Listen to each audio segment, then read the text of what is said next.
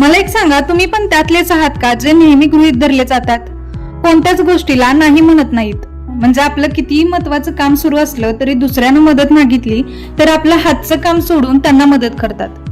तसेच स्वतःच्या मतावर ठाम राहत नाहीत. लोकांना न दुखावता त्यांना सतत खुश ठेवण्यासाठी त्यांच्या प्रत्येक गोष्टीला हो म्हणतात. मग स्वतःला त्याचा कितीही त्रास होऊ दे, समोरची व्यक्ती आनंदी झाली पाहिजे, त्यांनी आपल्याला चांगलं म्हटलं पाहिजे. हो का? तुम्ही पण असेच आहात का?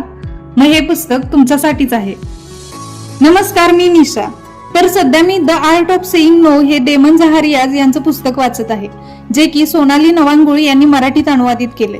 खरं तर पटकन वाचून संपेल इतकं लहान हे पुस्तक आहे, पण त्यात दिलेले कृतीशील होण्यासाठीचे सल्ले तुमच्या आयुष्यात खूप मोठा बदल घडवून आणतील हे नक्कीच.